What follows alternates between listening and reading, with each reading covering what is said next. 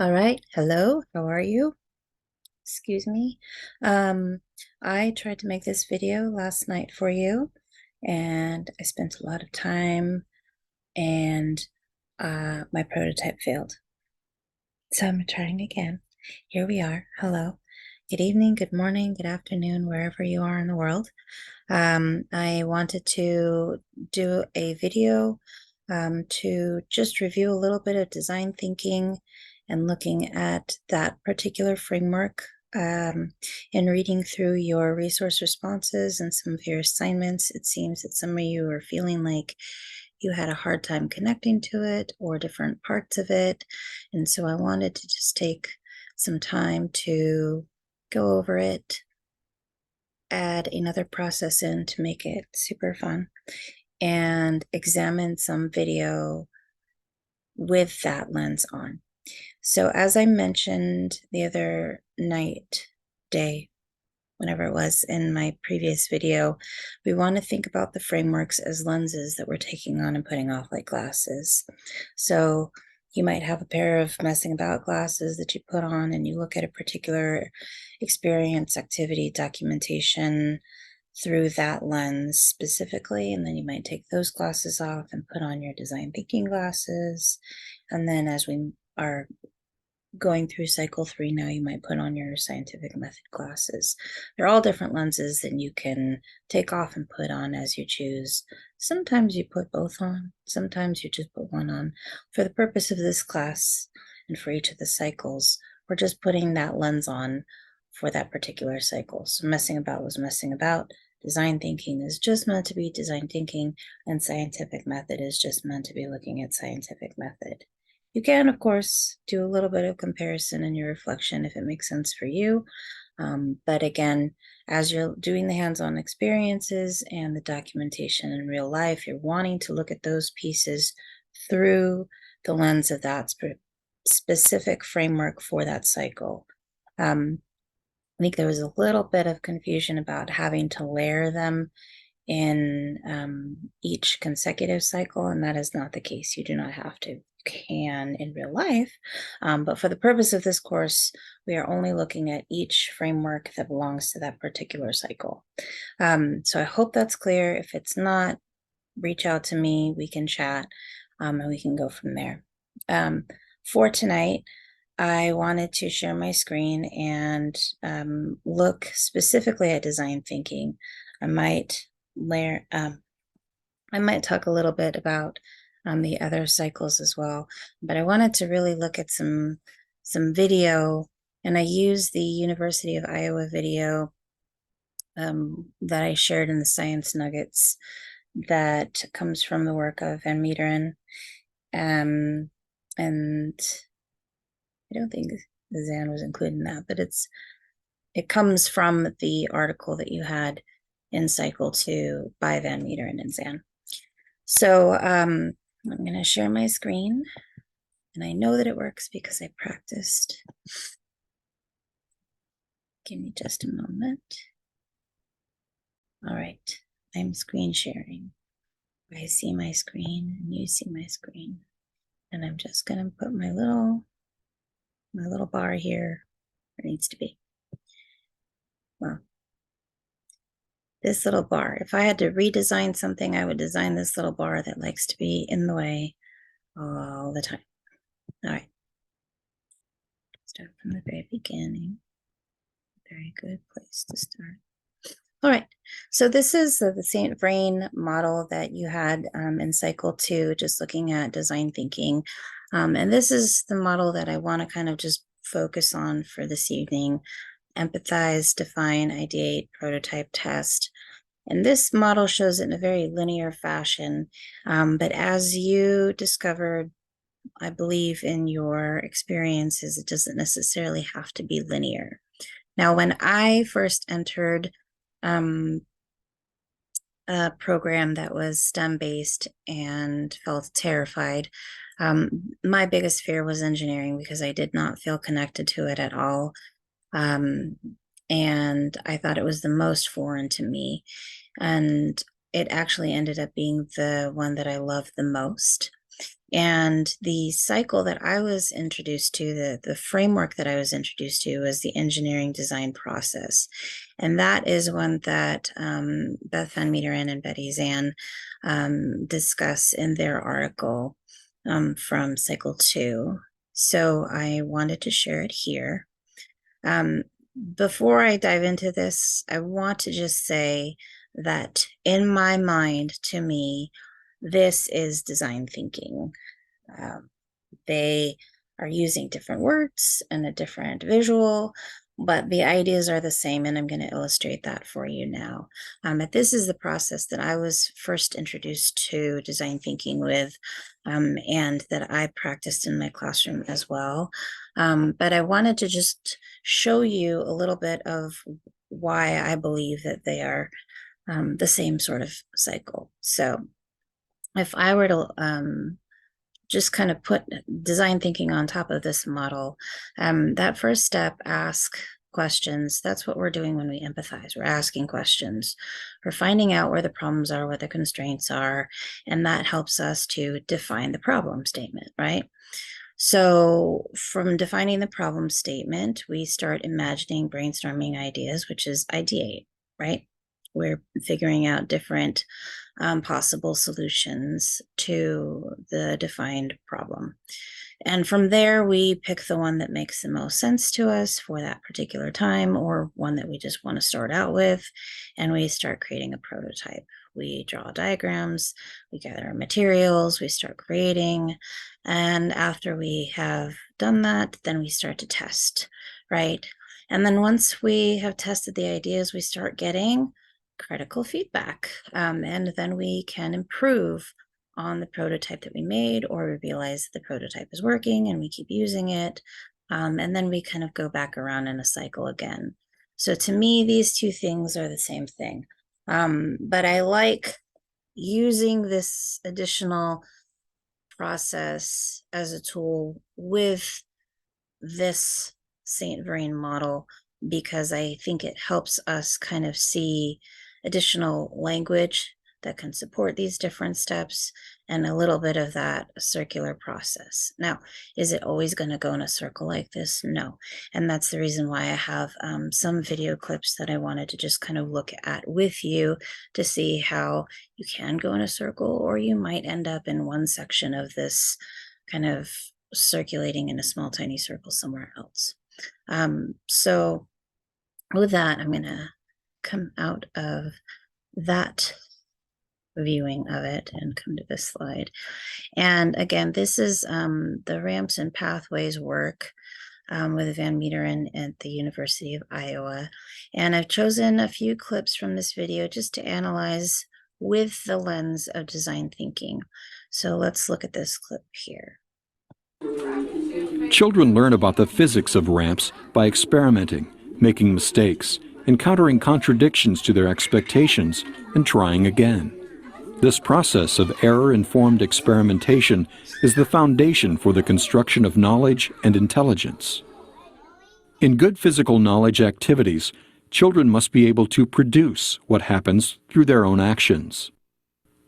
The result must be immediate so that they can connect the result with their actions. Children must be able to observe what happens and be able to vary their actions in order to produce and observe varying results. Never pause that in the right point. Hate that. But I wanted to pause there with those words. There we go. And just kind of reiterate and see where these lie. So they're producing an outcome, which would be their testing phase. They test and an outcome is produced.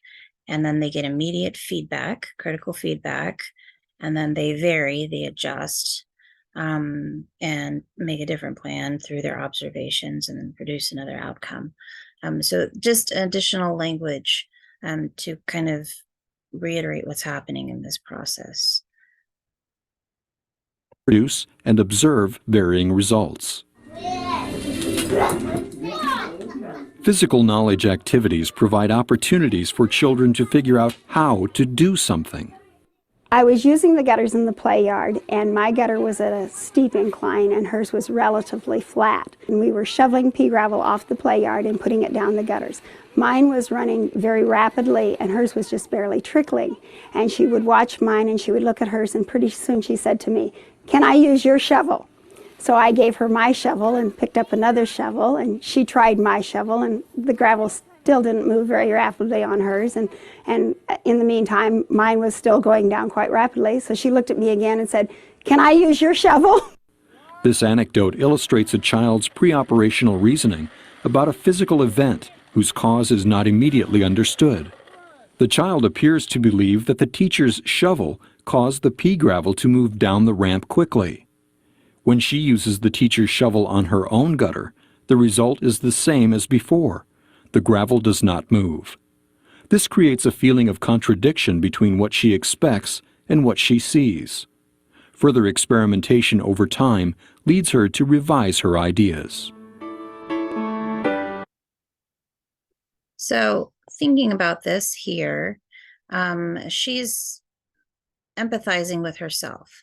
She sees that one ramp is having the gravel go down much faster than her ramp, and she wants her gravel to go faster. So she's defined her problem and she wants the gravel to go faster. So she thinks that it's because of the shovel. So she skips straight to test.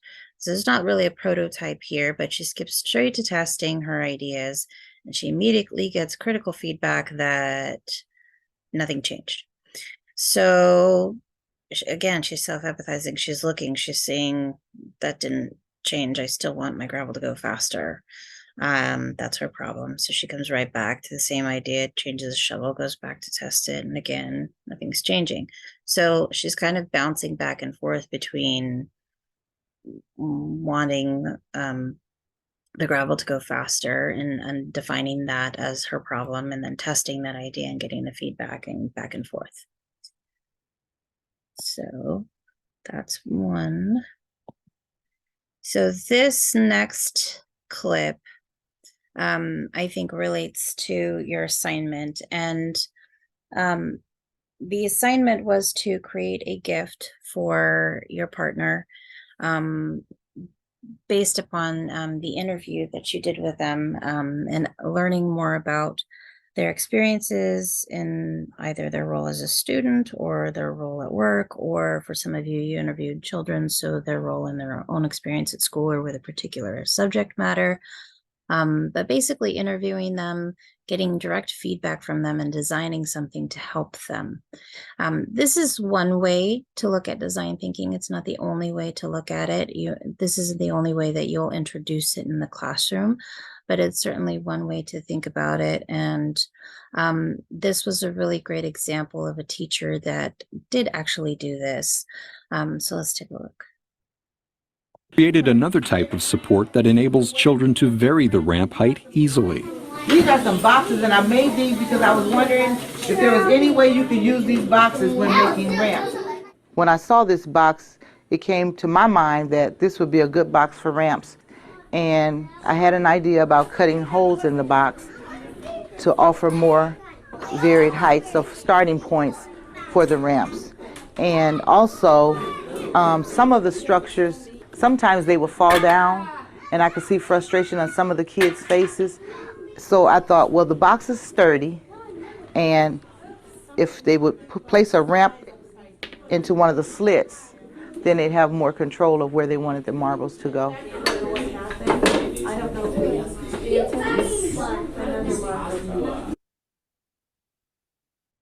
So here we can see that let me get back to this. She empathized with them. She saw that they were frustrated because the materials they had weren't always providing the stability that they needed to hold the ramps in place for the work that they were doing. So she defined the problem as needing something that would allow the ramps to sit in place and not move, but also something that had varying degrees of height. So I'd imagine that she might have brainstormed a few ideas here. She created a plan, she saw the box, and gathered the materials, created the prototype, and tested it out. And I would venture to guess that she maybe started with one slat or slit for the ramp and then maybe added in more. And you can see in the video that she has several boxes of varying heights, so she might have created additional ones. She starts out with them in a group with a box in the middle of play, and then later on you can see that the box is green. So she did get to this test and improve area where she added additional slots. She got the critical feedback from the children. So she went through this entire process to create something for the children to support them in the classroom. So that was a really nice example that I saw. But again, this is one teacher and one experience. It's not always going to look like this, but that is just one example that I thought tied in nicely to the gift that you did for the assignment. So here's another example that we can examine. Children try things because they believe they will work. Where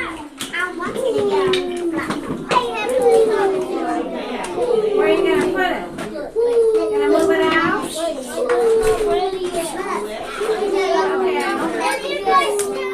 If we tell them that they won't work, they will begin not to trust their own reasoning.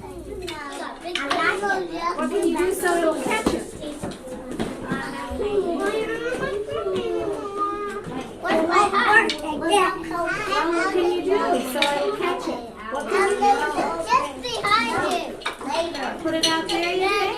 Okay, give it a try again. She has constructed a misconception that when the marble rolls down off the ramp, that it will drop straight down. If we tell her she's wrong, she will lose confidence in herself and she will learn not to trust her own ideas. It's the teacher's job to set up the environment so that she will learn from the materials that her ideas won't work, not from another person.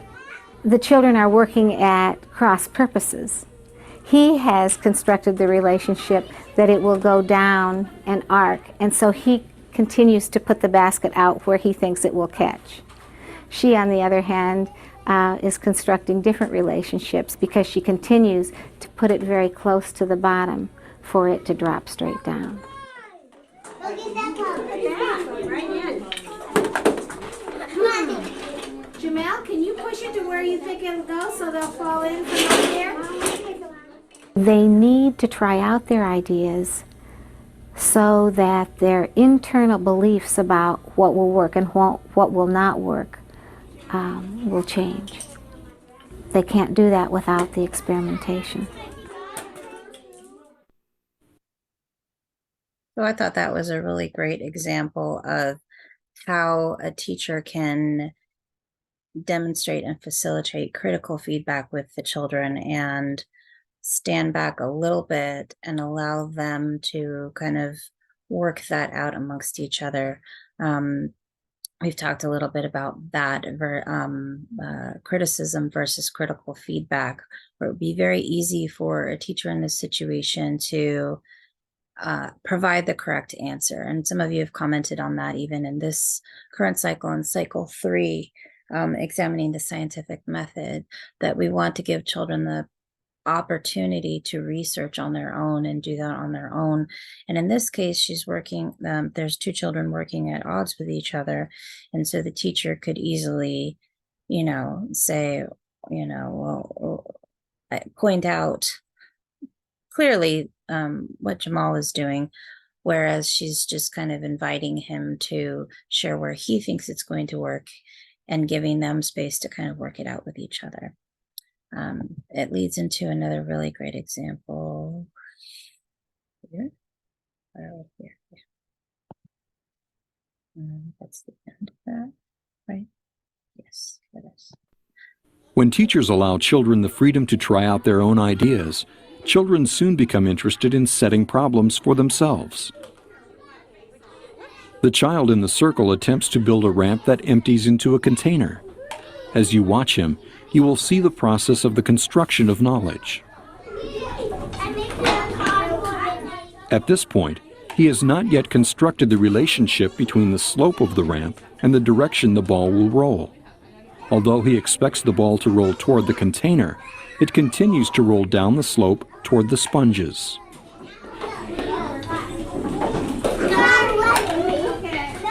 He appears to think that there is something about the highlighted end that causes the ball to roll toward it. Unaware of the slope, he turns the ramp around as if this will cause the ball to roll into the container. The process of experimentation continues as he adds a sponge to the support and tries again.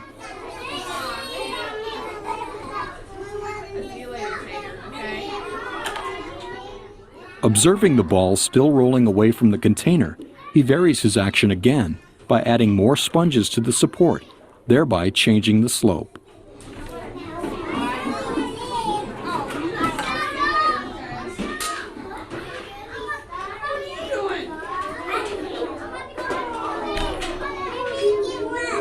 Once again, he places the ball on the ramp and finally succeeds.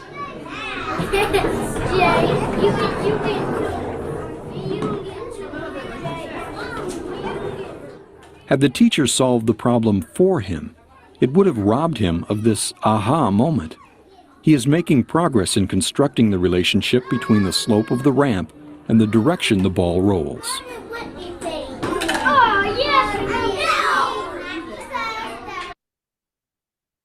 So, at the risk of, mixing it up, let's say we take our design thinking glasses off in this particular situation and we put on our messing about glasses, right? So if we put on our messing about glasses, this particular situation, he's entering kind of in a triangle phase because he has a defined question. He wants to get the ball into the container from the ramp. How does he do that? So that's his question. That's what he's messing about, trying to figure out. So he kind of goes in and out of circle and triangle phase, trying to mess about with the materials and figure out what's going on. And then he figures it out in the end. So if we take off the messing about glasses and then put back on the design thinking glasses, there isn't really a big empathize here, but he's defined a question for himself. How do I get the ball into the container?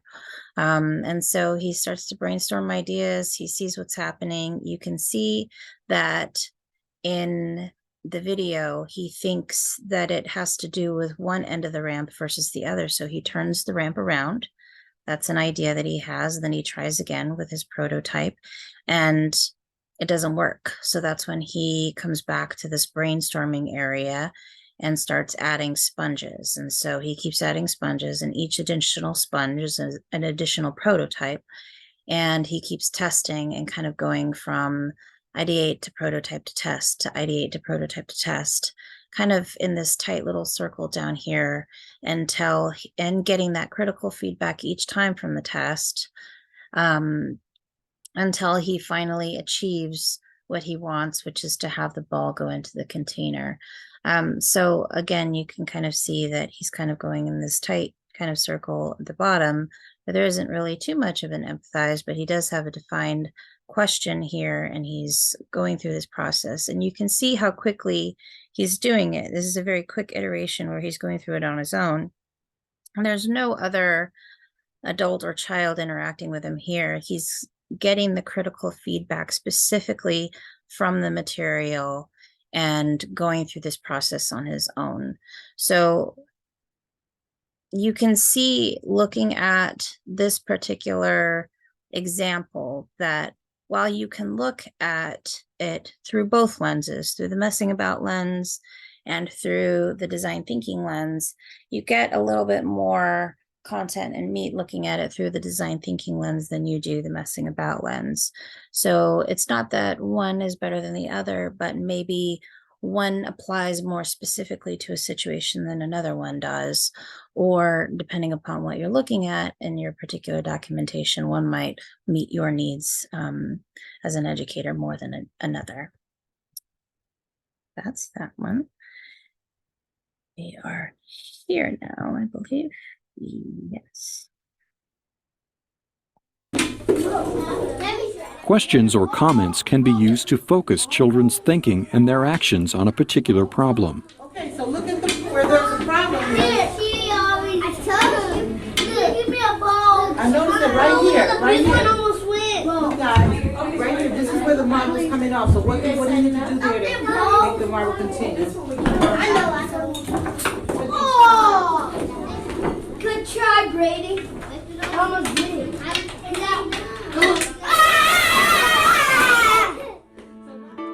Construct So here we have another example of what we were just looking at, where they already have a defined process where they have a ramp, they're trying to get it to go, and they keep testing and getting feedback. But this is more of a group setting where you can hear kind of the conversation happening between the children and with the teacher. They're supporting them in their exploration.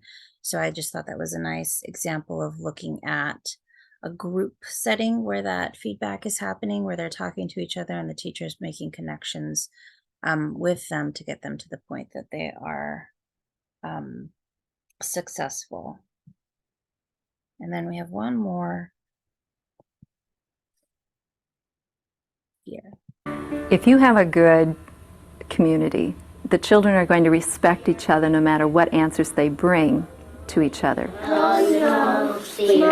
Okay, how many of you had a chance to go to the ramp center yesterday and experiment with rolling a big sphere and a little sphere? Okay, now if you have an idea of how they are different, I want you to tell me, and I'm going to write down. They reflect back to what they'd done earlier, and they become more focused in what they're trying to figure out.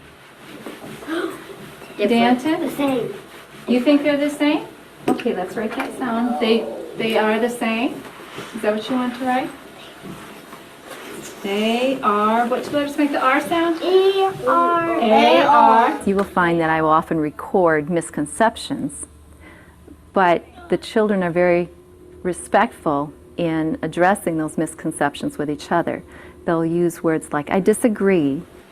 Okay. Now some of you are saying you disagree, you have a different idea, but I would like to know your explanation. And then they'll explain the reason behind their disagreement. Because it has no speed.